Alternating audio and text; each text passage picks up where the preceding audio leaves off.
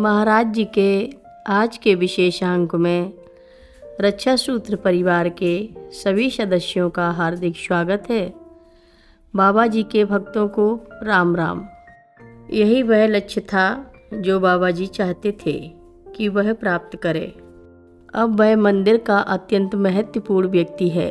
प्रतिदिन के कार्यों और आश्रम के जीवन का प्रभारी। उसने विवाह किया और आश्रम में परिवार के साथ रहता है। उसकी विवाह करने और परिवार बनाने की इच्छाएं जो कैंची में कठोरता से स्थगित की गई थीं, लखनऊ आकर पूर्ण हो गई थीं। भवानिया के संबंधी और मित्र सभी उसकी सफलता पर गर्व करते हैं। इसी प्रकार हरिदास के भी मित्र और संबंधी उस पर गर्व करते हैं। यदि वह नैनीताल के जीवन में व्याप्त ईर्ष्या और क्षुद्रता के पंख में निर्मग्न हो जाता तो हरिदास स्वामी का पद नहीं प्राप्त कर सकता था। अब उसके अपने शिष्य और अपना आश्रम है। बाबा जी अपनी सारी योजना जानते ही थे, जिसे हर कोई भ्रमवश गलत समझता था और जो हरिदास पर कृपावश ही उसके प्रगति के पथ को सुंदर बनाने के लिए किया गया था। जिसे भी बाबा जी ने अपने साथ लिया वे यूं ही आवारा या असहाय नहीं छोड़ दिए गए थे। वे सभी कठोर धरातल पर अपने गुरु की कृपा के लिए किसी से प्रशंसा की अपेक्षा नहीं की। उनके सामने कार्य का टालने और अधूरा छोड़ने का कोई प्रश्न ही नहीं था। उनकी सलाह थी कि कार्य किया ही जाना है। जो भी कल करना है उसे आज ही किया जाना चाहिए और जिसे आज किया जाना है उसे अभी करो। कल करे सो आज कर, आज करे सो अब। यह सलाह वास्तव में उनके द्वारा अपने प्रत्येक कार्य में व्यवहार में लाई जाती थी। भवानिया और हरिदास की घटनाएं हमारे सामने हुई।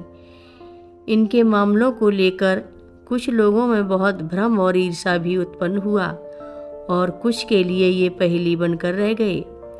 किंतु जब हम हरिदास को अपने समस्त वैभव के साथ एक प्रसिद्ध प्रशंसा प्राप्त साधु के रूप में पाते हैं तो हमारी समझ में उनके प्रति किया गया कठोर व्यवहार समझ में आ जाता है। भवानिया भी अपने स्थान पर अपने लोगों में आदरणीय है। वह पूर्ण रूप से इस बात को स्वीकार करते हैं कि यह सब बाबा जी की ही देन है। बाबा जी से जब कोई इस तरह की बातें करता था तो केवल बाबा जी मुस्कुरा दिया करते थे। उनका कार्य हो चुका था, यही उनके लिए पर्याप्त था। अनेक लोगों को अनुभव हुआ कि बाबा जी द्वारा अपने भक्तों के जीवन निर्माण नीति की प्रक्रिया बहुत कठोर और कभी कभी निष्कारण होती थी। वास्तव में यह सत्य नहीं था। उनके कार्य का आधार केवल कृपा थी। कृपा ही इस कार्य के प्रयोग में लानी चाहिए। एक मूर्ति का निर्माण मिट्टी, काष्ठ और प्रस्तर से हो सकता है। मिट्टी से मूर्ति बनाने में हाथों के कोमल स्पर्श की आवश्यकता होती है, किंतु जब यही कार्य शिल्पकार प्रस्तर से मूर्ति उकेरने में करता है तो उसे हथौड़े और छेनी का प्रयोग करना पड़ता है। अपने कार्य के प्रति दोनों ही दयावान होते हैं, किंतु यह दया का भाव अलग अलग स्थानों और भिन्न प्रकार की निर्माण सामग्री के साथ भिन्न होती है। पात्र को खाली करना, फिर उसको स्वच्छ करना, पवित्र जल को पात्र में रखने के लिए आवश्यक होता है। पात्र के अनुसार ही खाली करने और स्वच्छ करने की प्रक्रिया अपनाई जाती है।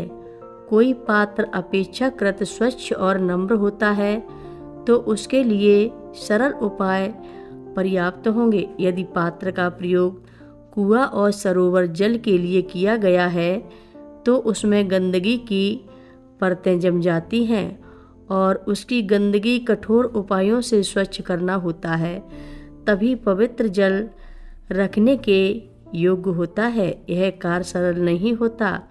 बाबा जी इसे जानते थे और इसका प्रयोग पूरी सावधानी के साथ करते थे। अपरिहार्य शल्य क्रिया का मूल उन्हें अपनी पीड़ा से चुकाना पड़ता था। कथा लंबी है, आगे की कथा सभी भक्तों को अगले भाग में सुनाएंगे। हर रोज महाराज जी की कथाएं सुनने के लिए सभी भक्तों का धन्यवाद।